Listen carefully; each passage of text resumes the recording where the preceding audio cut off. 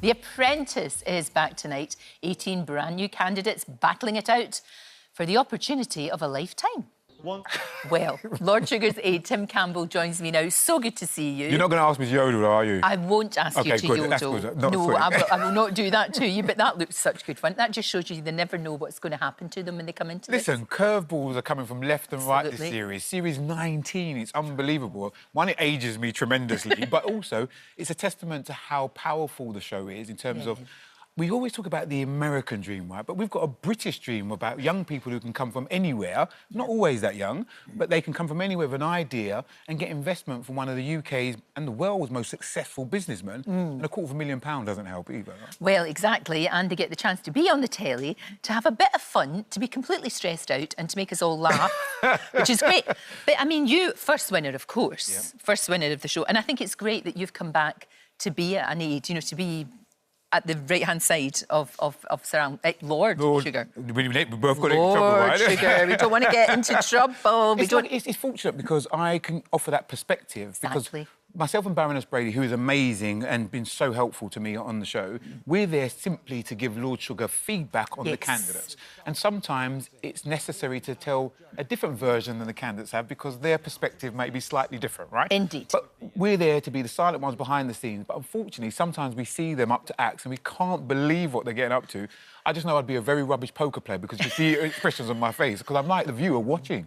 But see, that's what's really good about the show and that's why it works so well, is because these candidates, most of them are very good at tooting their own horn and they're very good at sort of, you know, manipulating things so that they look good, especially in the boardroom. Yes. Whereas what I love about it in those because that's very tense in the boardroom. Very, very tense.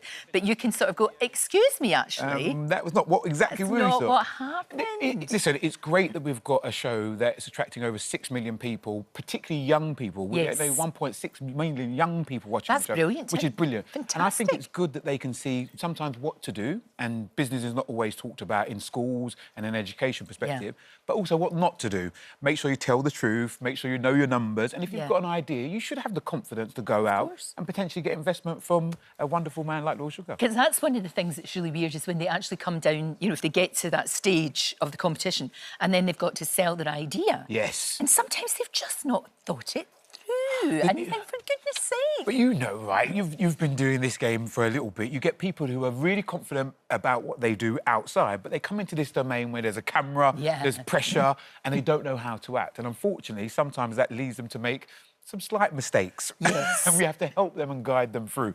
But Lord Sugar's looking for somebody who can be versatile, is adaptable, and ultimately who he can invest into because he wants to be their business partner. Well, of course he does. That's the whole point, in the sense, as well as making a really entertaining TV show. There's a huge amount of entertainment. I know how passionate you are about teaching business skills to young people, and I don't think they can be young enough. You can do it from a really early age, can't you? Oh, listen, it's really important, I think, as we welcome this next generation into the world of work that's really changing rapidly, that we have to educate them as much as possible.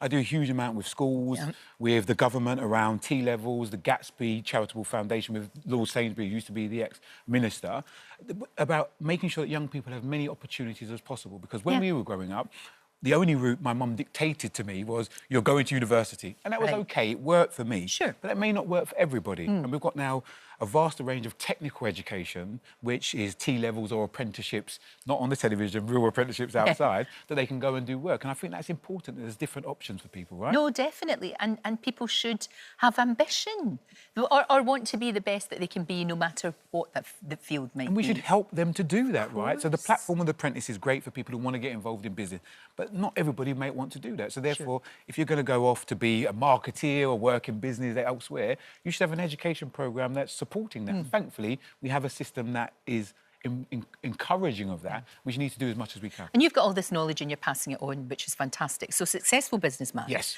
Now successful TV career. But never mind all that, you're a gold medal winner. Oh, God. Not quite an Olympian. No, but you've got... Listen, don't talk it down. You've got a gold medal in Jiujitsu. Correct, yes. So tell me about this. How did this all come about? So I was always rubbish at football. I never got picked for stuff at school. So I always liked individual arts. So martial arts and boxing and other things were really passionate to me.